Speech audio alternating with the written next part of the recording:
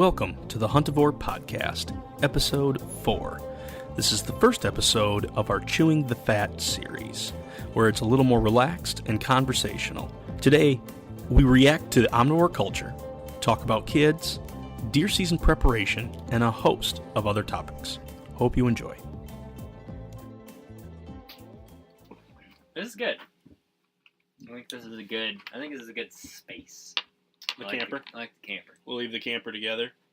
We'll have to just leave it in the driveway all year. Yeah. I mean, just for recording studio purposes.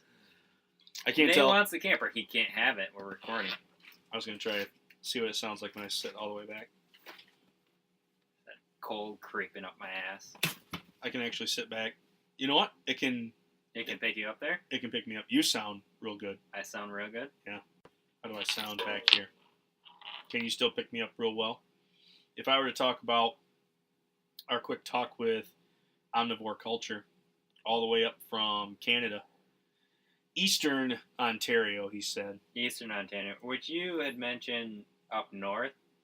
He said he was on Lake Ontario. I think that's mostly an eastern adventure from where we're at. Not to geographically judge you. Canada's north of us. Yeah, there's a lot of it north of us, but where he was at, that's mostly an eastern shot. There's the first shot across the bow. Yeah. That I messed that up.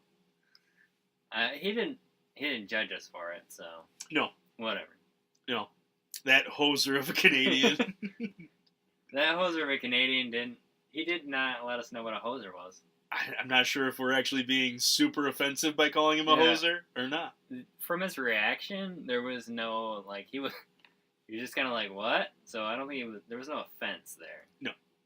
Dustin, did you enjoy our talk tonight with Mike? I did. It was really cool to talk to some guy that's so dedicated to actually, getting that much of his food from his own hands. It's definitely a task to go to the level that he's gone to. So it was really inspiring to talk to a guy like that that's put in so much effort, especially kind of the path that he's taken, the trial by fire, figure it out, do your own research kind of path. It was fun. And seeing how I'm on the edge of being a millennial. Yeah. Being able to digitally watch him do that through either the posts that he does on his blog or the articles on his blog or the posts on Instagram, it's really one of those things I can do that. Yeah. He makes it seem doable. As he was telling you that he just lost a whole bunch of blueberry plants, that does suck. You are going to have things go wrong. You are going to have things catastrophically fall apart. Yeah. But you get up and you try again. It's nice to jump in with somebody who's, like he said, was at his kind of the beginning of his journey or a couple of years in. It's fun to look at people that have it all figured out or have 40 years into mastering some sort of craft, but to watch somebody or follow along based on just sheer ambition and willpower, it's an inspiring thing. It's fun to see and fun to be able to relate to something like that and be like, I could do that. Mm-hmm. And if you have a disaster, you're like, I remember when he talked about the blueberries. It's fine. It's just the blueberry. Or when you totally just smoke a rabbit and you're like, well, I didn't put every pellet in that rabbit. Yeah, for sure. I can definitely relate to the ill-placed shot. I know the steel shot. That's still one. I don't think I've mastered how to appropriately take down waterfowl to be able to, have the least amount of shot possible, but it helps me relate. I feel like there should be a vitamin S. You got to take a little bit of shot here and there. It's not toxic with waterfowl. Right. And even the lead isn't that bad, is it? I think it is, actually. It is that bad? I think it is. So keep pulling out your lead shot. Yeah. But don't spend as much time as the steel. Is that what you're saying? No, the steel is really painful. It's very true. So it's like a temporary pain versus long-term pain. I don't know neurological effects that you may have from lead are probably pretty terrible, but that immediate steel shot, like just shooting into your brain, ice cream freeze times 1,000 pain, I don't enjoy that at all. I have a feeling that's going to be a future episode on which is better, steel shot or lead shot on ingesting it. Both bad. Both are bad. But to what degree? Are we going to bring in like a medical professional for that? Or? I do have a doctor friend we can talk to. A doctor friend. Like, is this an MD or like a PhD in some sort of strange real field? Or MD. Okay, perfect. Emergency room MD.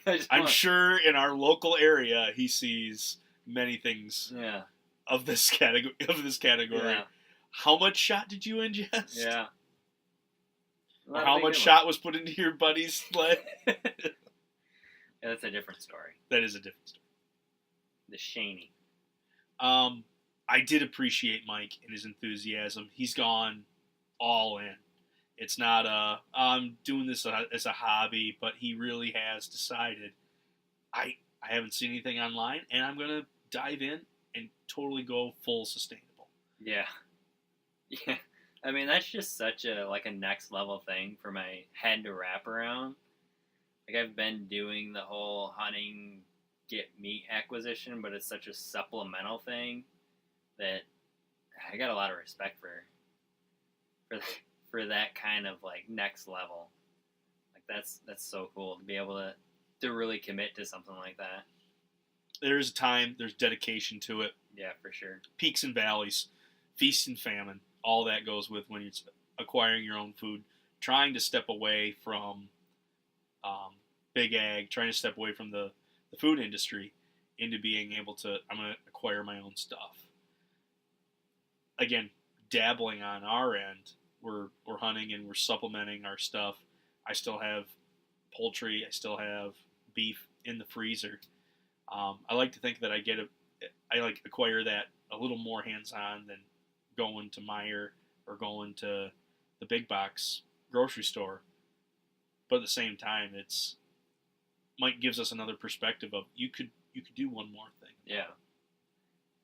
And I have I'm super grateful to have Big Ag. I mean, Mike is in the Big Ag world. He is. It's really nice to be able to fall back on, if you fall short. So it's cool to be aspirational and have something to shoot for, but then also know in the back of your mind that you're not going to starve, and much more I guess stress worthy, or importantly, the family that's depending on you.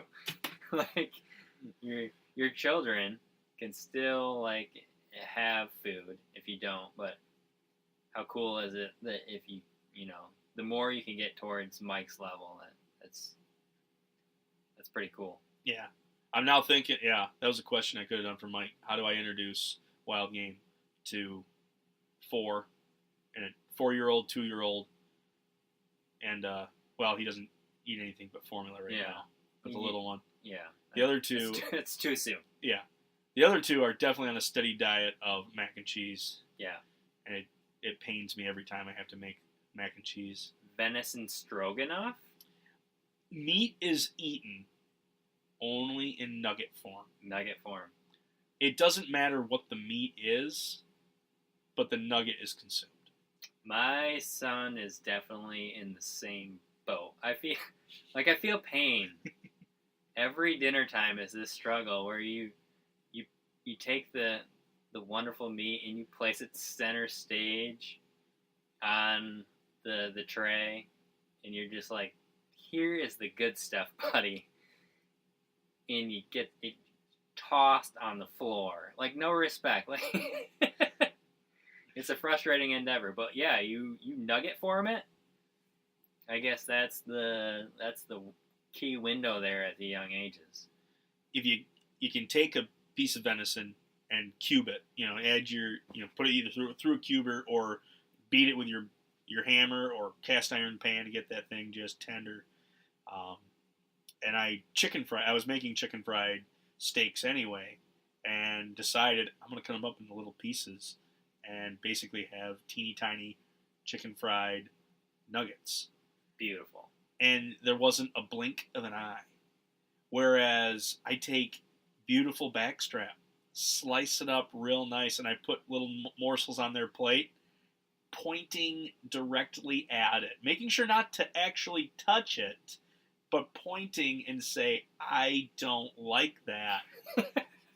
It's like ripping my heart out of my chest. Oh my gosh. Why you haven't even tried it. This is the best thing out there. Your chicken nugget is purely inferior to this beautiful cubed backstrap. Try it. They don't get any more backstrap. So frustrating. Yeah, that's They've right. They've burned it. That's right. They've burned it all. No more for you. Not until they Dad appreciate what it is. Dad strap. We're now calling it Dad strap.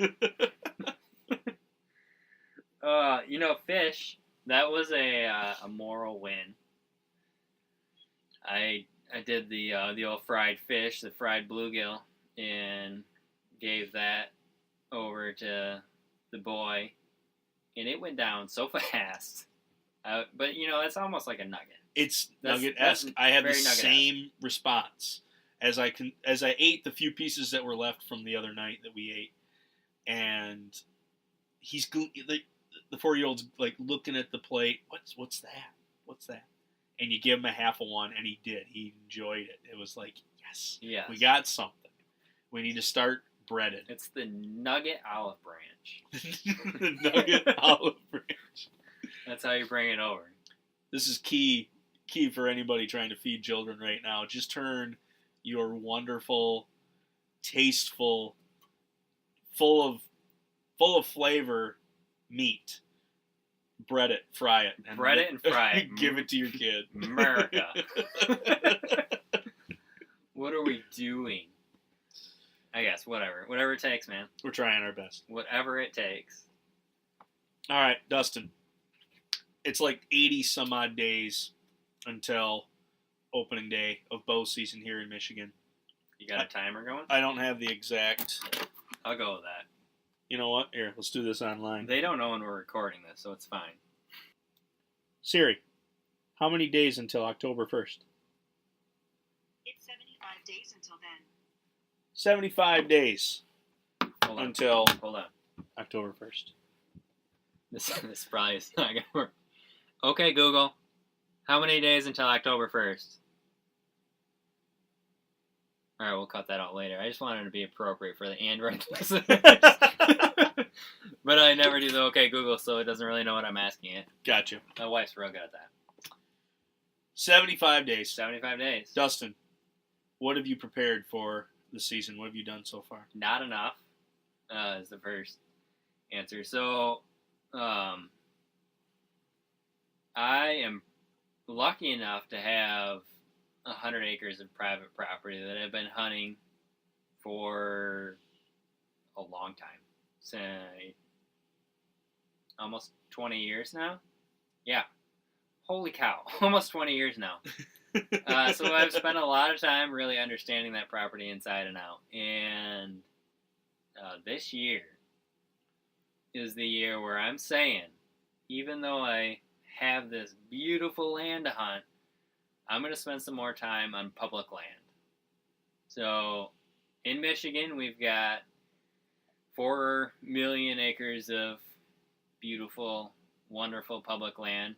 Most of it is a ways away, so I've been trekking around on some of the more local stuff, and I've been spending time, even since the end of last season, and now here a little bit in the last couple of weeks, checking it out, getting cameras out, just pounding ground. I found that that's been my strategy here. We'll see if it's a successful strategy, but the freedom of being able to move beyond the lines of whatever you own and having some larger tracts of land, I've just been going to the edges of whatever that is and seeing what's out there and, trying to find the spot on the spot. So that's been, I finally motivated my butt. I got 3 trail cameras. I ordered my batteries for 2 of them because I realized when I was doing my inventory that I had batteries to run one, so that one's out there. And now, are you ordering Are these lithium batteries you order, or are these just Nikon? These Run of the are mills? Amazon double A's. Ooh. They get real good reviews, and I think I can get 48 of them for $13. So that's what the trail cameras these days do really well, even on just a regular battery. I'm sure at some point I'm probably losing out versus the premium battery or the rechargeable style. Yeah. Ace Hardware. Ace Hardware's got Riovac. They are good batteries. Those things are cheap, and I'll go an entire season. I will change batteries once, and I don't even have super high quality cameras. Well, yeah, no, neither do I. The technology has come so far. Like, my cameras are in the $50 range. Like, they're not super expensive, but just the amazing technology change in the last couple of years. So I got one camera out there soaking right now that's kind of a mystery. And it is a brand I can't pronounce. It also came from Amazon. It is a complete mystery, but the reviews were good and it was worth the gamble. I think I got it. It was one of those flash deals. Like, oh, you catch it on just that day? Yeah, like I had been eyeing it already based on the reviews, and it was kind of sitting out there, and all of a sudden Amazon, I don't know if they just made this flash sale because of me so that I would commit because they know I'm cheap. When you look at it every other day. Yeah, I feel like I might have triggered a flash sale. So if somebody else got in on this, you're welcome. So yeah, it's like sub $50, and I get it, and it's got a built-in LCD screen, so I can review the pictures on the unit itself. Like, I don't know how they're doing this. I don't really want to know. It's kind of like how the sausage is made kind of thing. But anyways, I got this thing out there soaking, and I'm excited to see, kind of what the battery life is on that thing and what the picture quality is. So far with my little bit of testing, you don't have to spend a lot of money. No. So what about you?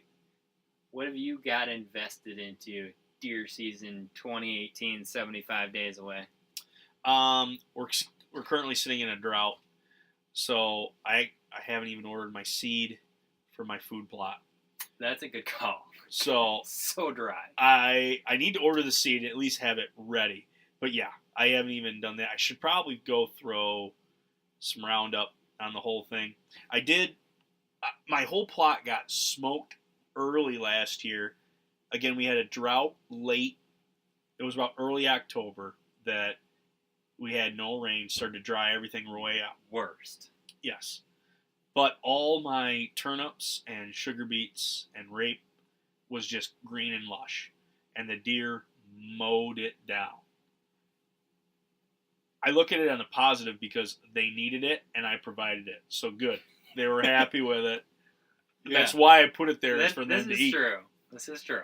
I took a deer off that food plot last year. I took a doe, that's why I put it there. Yeah. So this is the first deer I've taken off that food plot, which was really good. That was a cool one. I remember that one. Got the whole family involved. Oh, yeah. We brought Finn out for it. It was a good time. But yeah, this year, I circled it with sorghum.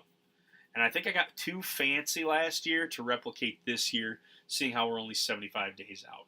I'm going to be rushing to put seed in. It's going to be early growth by the time it gets to October opening day anyway. But I'm putting out the varieties that handle the cold and will continue to grow even with a couple frosts. Yeah. So those turnips, those sugar beets, and the rape does real well, especially when snow falls. They sweeten up. And that's my primary. I don't have any clover. I don't have any early succession. I have thick, dense woods, and I have cornfields. Yeah. So you have the destination plot. I do have the destination plot, and now I'm trying to do more of the late season, keep them around plot. I like that strategy. Yeah, for sure. The rape and the sugar beets, like, that's gonna be killer when you get that first frost. Like, I'm a little jealous of your spot there. That's gonna be good stuff. But again, it's one of those things. It's right up against corn. In fact, it's a section of property that we had logs dropped on it when we logged the woods. So I got permission for this acre that they were dropping logs on. Yeah, you can just turn that into a food plot. We're not going to throw corn on it because there's like 6 inches of bark everywhere. So basically, they've let me handle all the issue. Here's the garbage. Exactly. But I've turned this garbage into treasure, at least for wildlife standards. Yeah. So that's been fun. Kind of like, or just like you as well, our family farm, which I hunt, butts right up to state land. And that's always been a curse because I feel like I'm always trying to establish that line of what's private and what's public. And this year, like you, I've liberated myself from that idea and have just expanded out to the public. You just expanded your hunting grounds. I went from 100 huntable acres to thousands. Yeah. Granted, okay, a couple hundred because I'm probably not going to go too far outside of the county. If you stay in the state, you got 4 million. I got 4 million inside the state. I got 4 million acres. I don't know about you, but I got 4 million acres. So I've got a few spots picked out in mind. I've not pounded ground very, very much. We've got 3 young kids, and right now summer is camping time. Yeah. So we are hitting like definite kid-friendly campgrounds. Yeah. We've not hit the state parks. We've really hit stuff with pools, with ground trampolines and bounce pillows and hay rides. I get it. It's really not camping.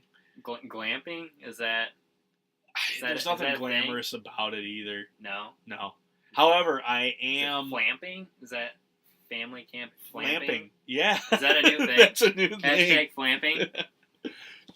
We'll have to check that out and see how many people are watching that one. So I make breakfast, and I clean up from breakfast, and I prepare for lunch. And I clean up from lunch, and I start thinking about dinner. That's really what's been going on. So you're the cook. I'm the cook. I am the galley cook. And then somebody's the child wrangler, and then... Well, I'm expected to child wrangle and cook. Oh, geez. That is difficult. Yeah. Lots of energy spent. Take your hand out of the coal, son. Exactly. We're learning what hot is. Yeah. Very quickly. Bad. Hot. Get away from there. Nice. So that's kind of where we're at. I do have a couple trail cameras soaking, at least on the main farm. I've got one field edge, and I've got one a little deeper. There's some pockets that have been relatively untouched, just because of how thick they are, and so that we're exploring out new territory. We're kind of searching for the deer, but as far as the pick out the one that I'm going to then pursue, that's not the reason for the trail cameras. It's merely for population and is this a viable spot where deer are at least running past?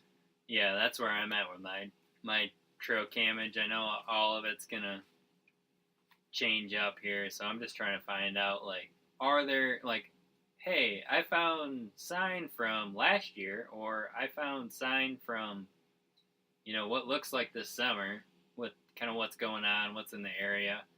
I mean, I still want to get an antler deer, so checking out to see kind of, what's in the area. Am I in an area where there's some bucks? So, I'm not trying to set standards for finding a nameable deer out there, but just trying to really just get an understanding of how they're moving in the landscape and where are they in the daylight, that kind of stuff. Real general stuff. Yep. Am I in the semi-decent area? I did have, speaking of antlered bucks, I did have the best shed season this year. Shed season? Yeah.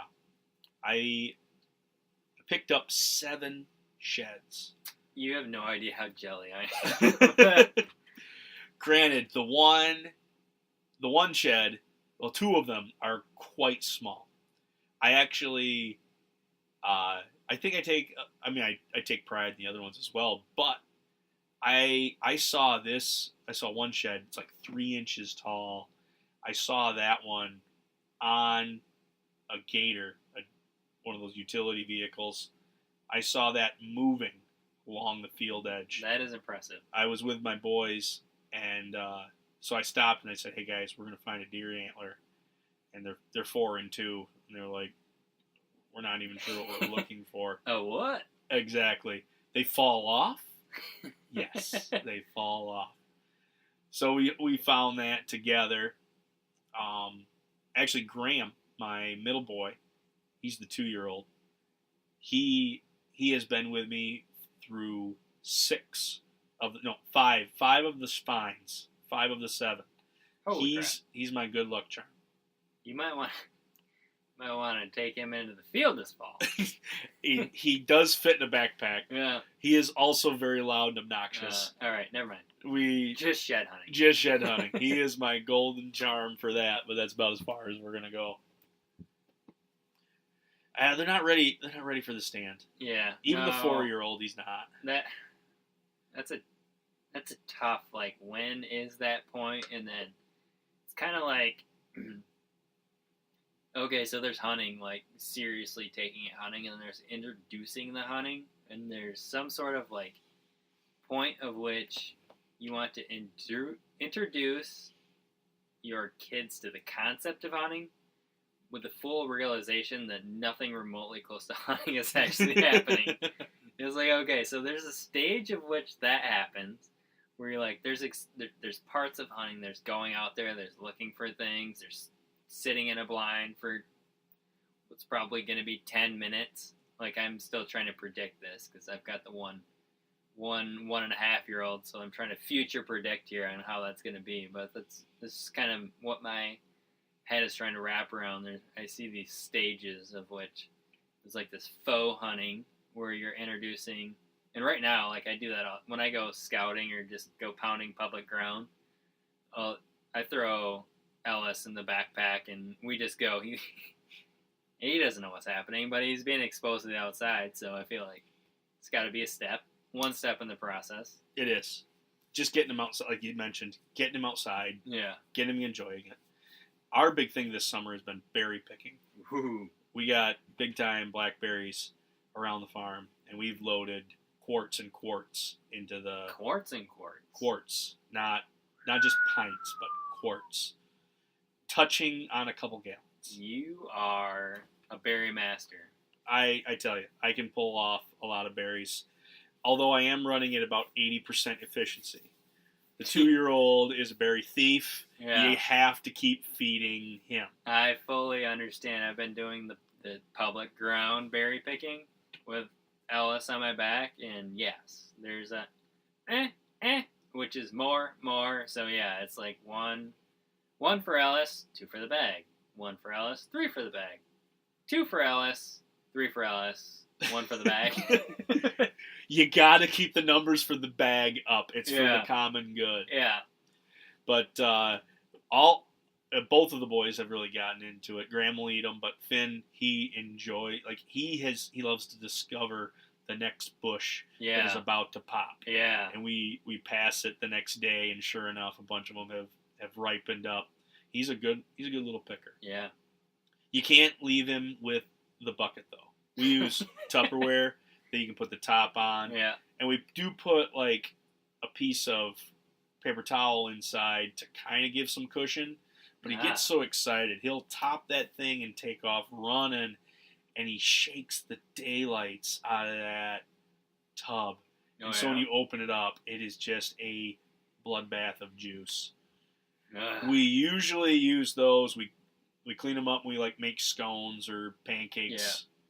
Yeah. And he gets a kick out of it because he knows that those are the ones he picked. He really digs the pancakes and scones made out of his stuff. But we've been freezing a lot, so hopefully this winter we can enjoy more of those berries. So I found a spot that had some berries on some public ground just through my adventures.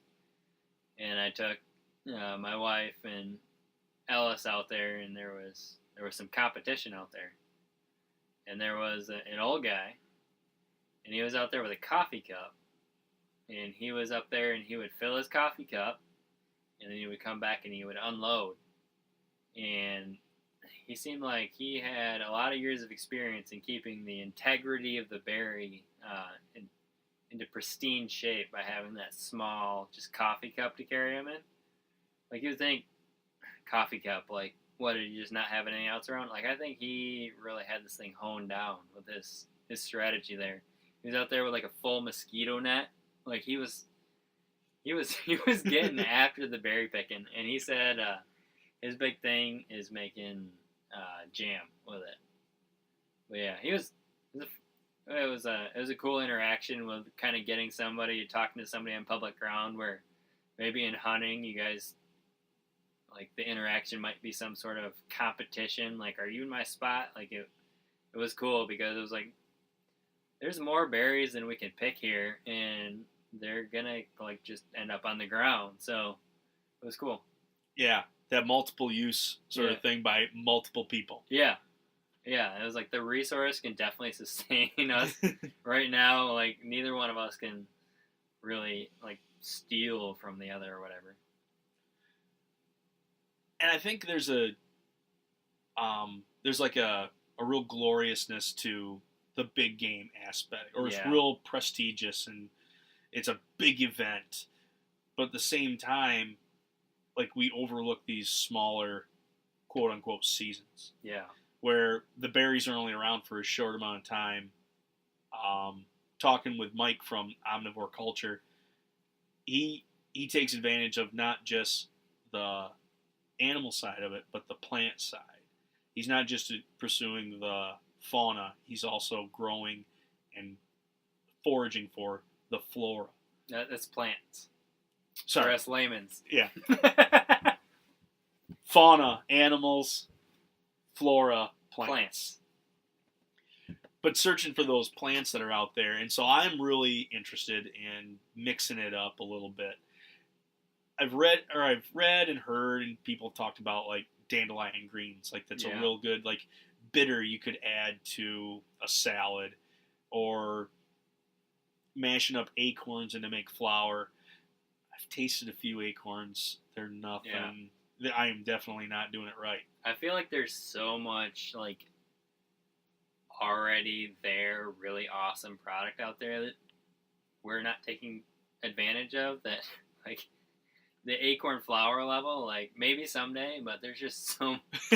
There's a lot of other easier avenues that we could go. Like, Mike just opened my mind up with just some things that he was talking about with growing your own stuff, that it's this whole, like, plan and philosophy. There's a lot of, like, cool stuff out there that isn't extreme to some point of, like, no, that's not even worth it. Like, there's just so much out there that, in my mind anyways, is just an average guy. Go out there and do that, try that. I liked his idea of, like, if it's going to be on the property, if it's going to be on my area that I can't, like, my physical property, it's got to be doing a job. If it's not doing nothing, get it out. Even the flowers, how thoughtful is that? Like, okay, so I've realized that I need pollinators because the whatever big target plants that I had wanted are not going to be able to survive without pollinators. But if I'm going to bring pollinators in, I'm not going to bring in a Gerber daisy or whatever. I'm going to bring in something that's going to be able to fit in, like sage or, like, things like that. Such a thoughtful process. It's admirable, and man, just opens my eye up. I've got a 1/4 acre, of which right now is grass and decorative flowers, but what could that be? Something that you could go out and prune a little bit off each day and hopefully eat it, but it's going to take that thought, that care to replace that. Yeah. I feel like just talking with him, like, a 1/4 acre in our whatever normal culture standards is not enough to really do much, but really, if you're thoughtful of it, there's probably more there than you could really even, realize. I've been toying with the idea. Our house currently sits in the middle of the woods. It does. The previous owner had to knock out a whole bunch of trees to even put in a lawn. It's not even that good of a lawn. What's to stop me from throwing clover in the mix and throwing maybe a more higher tolerant, more edible ground cover that could also substitute as grass and basically make a food plot meters from my house? So you asked what is stopping you. I'm just gonna throw. There's only one thing, and I don't know. Your wife. That's the only thing that I could think of. If I leave the other yard, the yard that the kids Yeah. majority play in, if I leave that, the ficus Kentucky bluegrass, if I leave that Americana lawn, Yeah. I don't think I'm going to have that big a problem with throwing a clover mix in the front yard. Okay. Well, then the answer As long as it looks manicured, I guess. manicured wild. Yeah. Is that what you're going for? It's what I'm going for. Okay. Because that's not a thing. But we can sell it. I mean, if you want me to start seeding the idea. It's, I don't know, it was just a thought that I had Yeah. as I'm sitting here with a bag of clover that I have not used, to be like, huh. We could put this in the We yard. could put this right in the front yard. They're already eating the hostas. Yeah. Might as well give them a something little else. detour. I can appreciate that. So your new plan on public land. You're Yeah. heading out there. You're not going to be putting up a bunch of stands, are you? No. No? No. In fact, it's a loaded question because Yeah, you knew the answer. you have created your own mobile setup. I have. And so,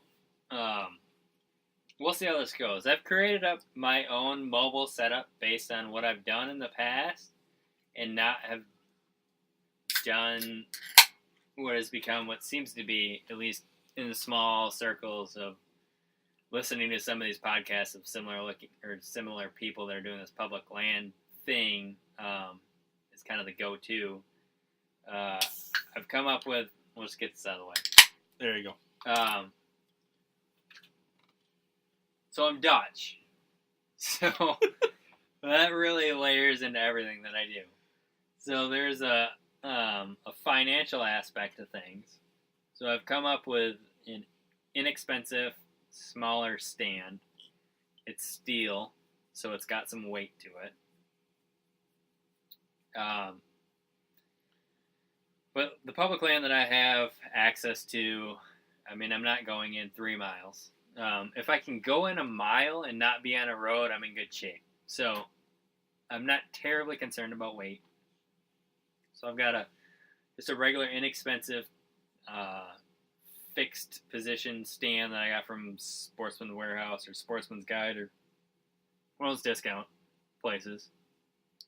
And then what I've really come to like in playing around with it are these muddy stagger steps. And they're steel too, and they're a little bigger. But they go on the tree really nice. And when you pack them up together, they fit in together like super easy. And what I'm thinking is when it gets cold out, like that's where there's nothing worse than like sitting for 4 or 5 hours and it's freezing cold. You got the numb hands, and you get down the tree, and then you're packing up. Like in my experience before, a climber, and it's just any extra effort within the freezing cold hands is the worst effort ever. So that's where my head is at with it. So I've got these stagger steps, and How do they attach to the tree? so there's just one single strap. It's a nylon strap. And Is it like a cinch? buckle. Okay, I was going to say cinch strap. Yeah, regular cinch buckle. So it's got a little metal end that clips into the rail. So there's It's like 3 steps and like kind of ladder rungs, but they're mini shrunk. So it just clips into the rail, and then you just pull it tight. So it's super simple. Gotcha. So that part, and I've tested that out numerous times, and that works out really well. And they stack together really nice. They are heavy. They're steel. I like steel. I think I lifted up your setup. Yeah. It's like 40, 45 pounds. It is not 40 or 45 pounds. It's less than that. It's less than that. Have you weighed it? Yeah, I weighed it. I put it on the fish scale. You put it on the fish scale? Yeah, I think it's not 40. It's in the mid-30s. Somewhere's in there. I got to add a stagger step to it yet. I did make one attempt to make it lighter, and I learned this from somebody on YouTube where I just took a nylon strap. I got it from Ace Hardware store. Buy it in bulk, and you just take that nylon strap, attach it to the bottom of it, and just make like a little rope ladder. So the bottom step has 2, and then the next ones will only have 1, just because they're a little more loosey-goosey, and I don't want to fall out of a tree. Right. But yeah, so that's basically my setup. Is just a inexpensive steel hang-on. It's 4 sections of stagger steps, cinch strapped together, and it's got a couple of I put on my own custom backpack straps that I got for, I don't know, a couple bucks way back when. And it's super compact, and it goes up pretty easy. The only knock on it, obviously, is the weight. Yep. But that's the setup. Gotcha. So you talked about doing some public land adventures. What is your setup going to be? I purchased a climber several years ago, and I know there's easier options than the climber, but I'm going to stick with the climber, at least for this year. I've used it. I feel confident in it. I like how it straps right around the tree. If I get into where the trunk is really, really bending on me, and I'm already halfway up, there's nothing to say I can't throw a lineman's belt on. Yeah. Just to secure myself even more. That's huge. But I feel confident with it. Getting in, I think it's going to take some pre-prep to know where I'm going and have I don't want to say a cleared path, but definitely something where I'm not hitting those rails on sticks and stuff getting in there. It might be more hard hunting rather than smart hunting with that setup. I'm going to have to go in earlier than I think I normally would, and I would have to be really careful with my path and with my steps just to keep my noise down. Yeah. Well, I mean, either way, if you're setting up a stand, if you're climbing, or if you're setting a stand, you got noise issues. The one knock, and so I got the climber too, and I've done that. The frustration that I've had with the climber is that tree that you want to be in is never the one that you can climb. Right. So that's where I've kind of, just seeing some other folks out there doing this kind of setup, thought I'd give it a try. It wasn't that much to get. I mean, I think I've got less than $100 into my whole setup, so it's worth a shot. We'll see how it works. Maybe I'll go. I've got a climber at home. Maybe I'll end up. I mean, there is some lovely simplicity of just throwing a nice lightweight climber on your back and not having to worry about a single step. Right. There's some beautiful things about that too. The new trend, it's been around for ages, but I think this is probably going to be my next one, is going tree saddle. You're going saddle. I knew you were going there. I'm thinking saddle. When I was in college, I did a lot of internships at youth camps, and one thing that I got signed to do was high ropes, and so we'd be doing a lot of harness work. Being in a harness, I got comfortable with both a waist harness and full body harness on tightening them up, loosening them up, on making sure that you got good pressing knots, making sure that you click in, and by adding those safety measures, it's amazing what you can do in a treed environment. Now, these were pre-set up. There were cables hung in the trees. You're not going to have that everywhere you go. But the idea to be able to not see the tree as something that I need to be attached. I mean, I'm attached to the tree, but I don't have to sit at the base of the tree. I can now just be attached to the tree, and I have now 360 degrees all the way around it. In my minimal experience with high ropes, I see that as almost a no-brainer idea. That it's super lightweight. You're strapped to the tree. It's almost the safest thing. You're never unhooked from the tree, other than when you're transferring yourself from your climbing rope to your actual tether. Yeah. But that's merely I'm watching my hand click on the carabiner before I ever take off a carabiner. Yeah, no, there's definitely some advantage to that. I know a guy, probably bring him on, got a lot of tree saddle experience, and he loves it. So yeah, I mean, I've had that conversation, and I definitely see a lot of the advantages, especially with some of this public land hunting, just having that. They don't weigh a ton, and you can have the thing already ready to go around you or in the bag or however you want to do it. There's some cool things, and then getting your shot opportunities off, not being fixed into one position, having the ability to be able to adjust on the fly. It's pretty good. And the one guy that I definitely know that I've talked to that has these things would fall asleep in the thing, so apparently they're comfortable. That's good. Yeah, so I made sure that my harness was comfortable, and that's for tree stand hunting, and made sure it was strong. Made sure it fit well.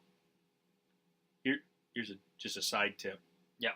You want things tighter than what you think you want. Did you fully test one of these? In my experience, back in the high rope side of it. Ah, okay. When you fall, Yes. there is adjusting. There are things shifting. Upward adjusting? Upward, inward. It's an all of a bad deal. You prep yourself with tighter waist, tighter legs makes for a much more enjoyable fall. I've not fallen out of a tree while hunting. Okay, well, that's good. That's where I thought you were going. No. I was like, is there something you haven't been telling me? As one who has assisted fallers and have put my weight thoroughly into a harness, it is a trust thing, but tighter is better. I don't understand how they get the price that they do for the tree saddle, considering it's just a bunch of straps. I haven't even priced any one of them out yet. I think it's like $300. I'm sure somebody can fact check me on that, but I feel like it's around $300. I don't know. I'm trying to figure out what they cost, but they were real big, it seems like, a couple years back. I think they've lost some luster. Well, their luster's coming back. You think it's a resurgence of luster? I think it's a resurgence. I think the... You think it's you yourself? You've brought the No. luster? No. No, okay. I think it's coming back. I now, with the wonderful world of internet, YouTube, and more podcasts, I've got a podcaster and I've got a YouTube guy, both endorsing the tree saddle. We're looking at. I've been googling. I'm reading every third word here, but it's looking like about a $300 investment. $300 investment for a saddle. Entry level. I don't know if that's U.S. funds or if that's euros or if that's Canadian funds. I'd have to do some research, but it looks like it's about $300 bucks. So you can buy a tree stand. A good tree stand. For $50. Well, no. Well, Dunham Sports clearance. Yeah. I bought one for $40. You can buy a nice, get you through, not the most comfortable thing, steel, but safe tree stand for, $40. $40. $40. But that's just the stand. You haven't even included the ladder up there, or the climbing sticks. You got to get your butt up there with a tree saddle too. Like, you can't just like be up 20 feet. I got ups, man. There is a product out there that I again heard through another podcast, and they're individual steps. I've seen a picture of this recently on the socials. I forgot even what the company's name was. Yep. But like triangle shape? Yeah. You strap it to the tree and then pull it down, and by pulling it down, it tightens the rope behind it. Yeah. Makes it super quiet. Yeah. Makes it super quick. Great for a saddle setup. Yeah. Yeah, and especially here in Michigan, because you can't... Screw steps are a no-no. Right. On public ground. So, I mean, because that's... If you have an area, and I don't... Off the top of my head, I don't know an area, but you get a screw step for $1 or $1.50. They don't weigh very much, and you can go pre-set up. But yeah, if you're here doing public ground in Michigan, that individual strap down is pretty cool. Even go with a hybrid of maybe taking two, because I've got two climbing stick, or I've got a set of climbing sticks that reach 20 feet. Yeah. But what's to say that I don't put two of them up at 10 and 14 feet, then where my saddle's going to be, and I just use those steps to get out. Like, nobody's going to mess with something that's 10 foot in the air. Yeah, no, for sure. So I just have two sticks just hanging out there in a predetermined location. Yeah. Man. I see the predetermined location thing, but the more I think about just like the surprise attack, I feel like that's the way to get it done on public ground. Because I've been looking at like these Pennsylvania studies of where they track hunters and track deer, or track even turkeys and hunters. And it seems like they pattern you way faster than you would ever want. Like, they're out there, but then you just get patterned. And every time I see one of these studies, I'm like, man, I think that's what the mobile, like, that's the real benefit of the mobile setup. And then you see some of these guys, like the hunting public guys out there that got their YouTube channel, and they'll go they've got a general idea, they do their aerial scouting, and then they just go in blind and get it done. Or at least run into a deer, where it seems like if you have that predetermined thing going on, that you better get it done right away, otherwise your predetermined is now like shot. It's true. I don't know. I'm debating on it. It's a whole lot of effort to stay mobile. It is effort. I guess I'm getting on the lazy aspect of it. Yeah. What can I leave and know that I'm going to return with? Yeah. Yeah. And then I have those other spots, like in my mind as I'm putting this all together. Like, I'm trying to find the spots that are going to be purely mobile, and then I kind of feel like I want to have that one after work spot, or maybe that two after work spots where they're like half set, and I can kind of sneak in there with my office stank, like, as I'm talking through this. It's like those, I don't know, like, they're B spots, but they're spots that you think could be good, and you still might get a decent experience out of it, and you can save some time by doing a little pre-hang. And if you lose out on it, then, well, your options were either not hunting it at all, or doing this kind of like halvesy thing. Yeah. Public side of that is difficult, at least in my book. Yeah. To have the after work spots. I have the luxury of having two large cornfields. You do have that. Those are my prime after work. Get there, get in. You still smell a little bit. You have a half-ass shower, and hopefully you blend in. You get in there, and just before go time, and hopefully something walks through. I got a couple like real good doe slaying areas along the field edge. Some good sneak-ins. Yeah, but as far as anything public, that's one of those where you almost have to invest the time. It's almost better to stay out than crash in. Yeah, go slow and have the time.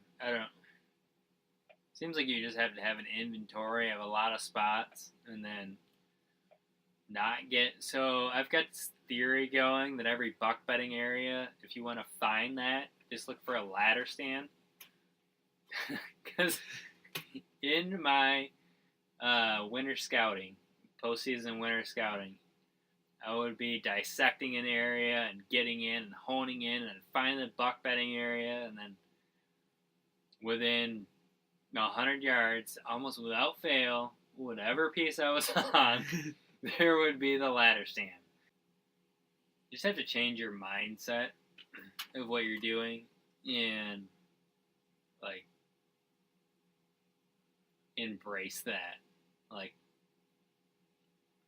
competition and not viewing it as competition at the same time. Like obviously everybody's trying to get after it, so understanding that there's going to be setups that you put together and you spent time trying to dissect whatever you're doing, and then it's not going to work out because there's somebody else getting after it in that spot. So you got to have like alternative 6, 7, 8, 9, 10, 11, 12, 20 spots. So it's really about like understanding as much, like pounding as much ground as you can, coming up with the best understanding you can with a bunch of spots, and just really having a good inventory and being flexible of there is no really like that's my spot. Yeah. That's where I'm trying to get with it. Because what's to say you just don't sit in that ladder stand? That I could do that. However, every ladder stand that I found near buck bedding area, I feel unconfident that I would actually be able to execute the shot. Because the 12-foot ladder stand on the telephone pole. So you begin to curse the guy that hung it. Yeah, this is a bad spot. Yeah. I mean, you're so close. But that last little bit that I feel like you need, it just isn't there. So what about the idea of going all nerd out on this? Go Rain Man and hunt the hunter. Hunt the hunter. Where not only are you taking in your deer data of where they're bedding down, but now you're taking data on how the hunters are coming in. So I mark every one of these spots, what I've associated as a hunter, as a hazard. So I've got these little marks up. So there's hazards and there's like feeding areas and bedding areas. So it's all like this, just creating the full story. So yeah, that it's definitely something that's in there. I was just reading about, so this is a crazy cool concept about how deer survive in the different seasons. So fawn survival. So this is again the Pennsylvania folks.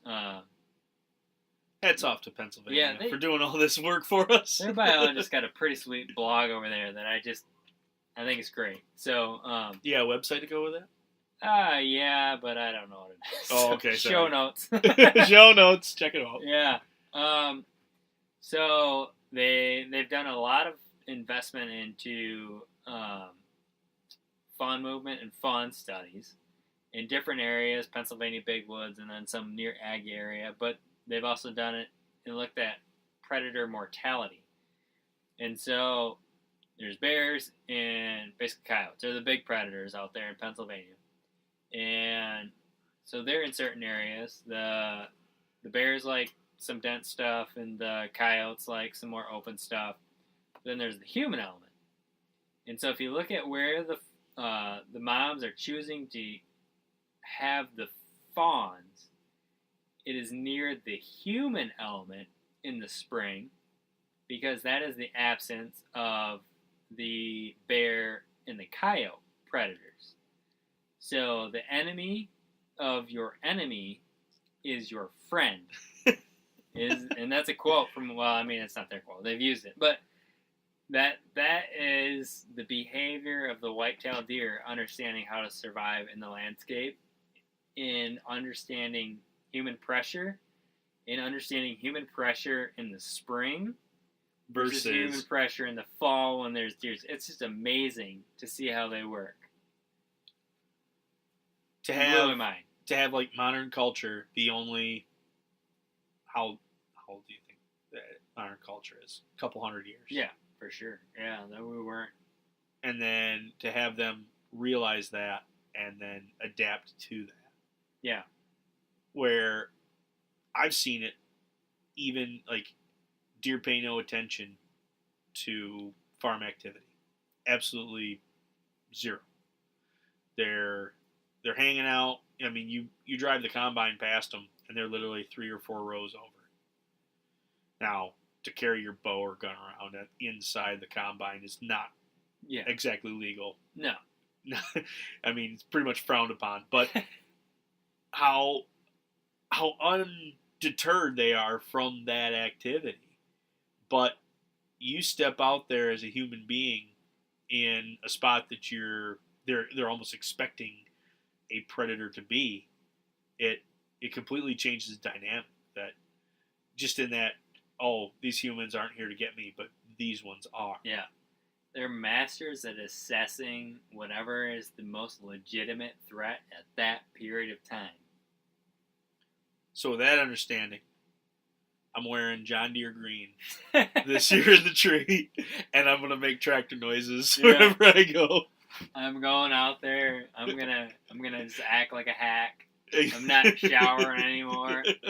I'm gonna leave my button-up shirt on. Yes. You're like, this guy's not a threat. If you put a handkerchief and a greased wrench in your pocket, deer will be licking your palms. There they go. We'll have to send that over to the Pennsylvania biologist folks to further their study. All right, Dustin, we're at an hour worth of talking. We are. I think we're gonna close it down. Any takeaways from tonight, Dustin?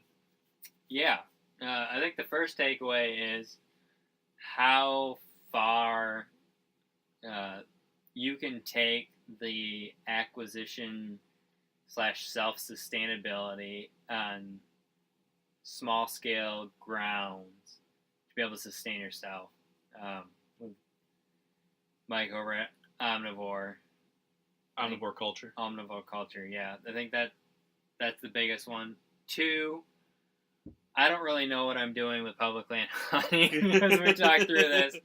So that's going to be an adventure. And 3, it's 75 days away to what is the big show here in Michigan, opener of deer season. Bow season. Which is deer season to me. But anyway. It's like, I kind of feel like it's still the minor leagues compared to the professional league that comes out. Deer season? Or bow season? Yeah. I feel like... Maybe it's reversed, but as far as like, it's definitely the Labor Day compared to Christmas. Yeah. That, I just don't even like gun season, that in my mind, like, October 1st is it. And November 15th is more of a sorrow day. Yeah, November 15th is like, that is a sorrow day. Like, I'm like, oh, well, if I didn't get it done. Like, November 14th is like this whole, like, depressing day for me. if I haven't accomplished what I wanted to accomplish. There's April 15th, tax day. Yeah. And then there's November 14th, yeah. which is you either did it or you didn't. Yeah, it's the worst. But takeaways for you, Nick? Takeaways. Just touching back on Mike, really inspiring to just take our huntivore to the next level. That we're not only searching for animal, but we're searching for plant as well. And that there is merit to that sustainability. Second, I don't have a very mobile setup. Your setup is far better. I am going to have to shell out some change if I'm going to do this tree saddle thing. And third, it's 75 days away. And there's still a whole lot to get done. It's amazing what what lengths and what money and what time we give to a hobby. Yeah. But at the same time, this hobby is what gets us our food. It's a great hobby. It is a great hobby. Well, Dustin, it's been a good talk, folks. Thanks for listening. Appreciate it.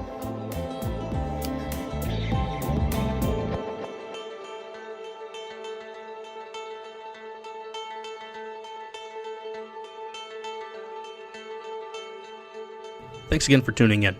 Hey, if you'd like to follow along, you can find us at Omnivore Podcast on Facebook and Instagram.